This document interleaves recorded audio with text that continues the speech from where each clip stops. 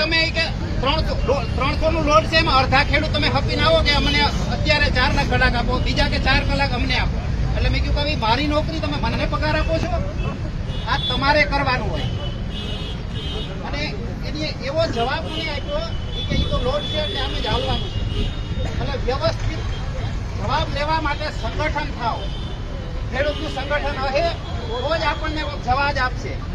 અહીંયા 50 આવી અને આપણે પાલભાઈ ભેરા અત્યારે ઉભા છે, પણ જયારે સમય આવે ને ત્યારે પાલભાઈને તમે સાથ અને સહકાર આપજો.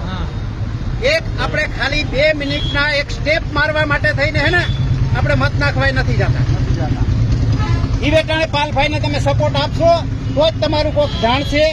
આપણું કોઈક સારું કામ કરતો હોય વ્યક્તિને સાથ અને સહકાર દિલ અને ઓલેથી આપજો. એવું નહીં ખાલી અહીંયા 5 મિનિટ આવી ગયા અને પછી આપણે વયા જઈએ. સારા વ્યક્તિ તરીકે પાલભાઈ આપણને એક મળ્યા છે આપણા જિલ્લાના પ્રમુખ તરીકે, તો એનો આપણે લાભ લેવો એ આપણા હાથની વાત છે.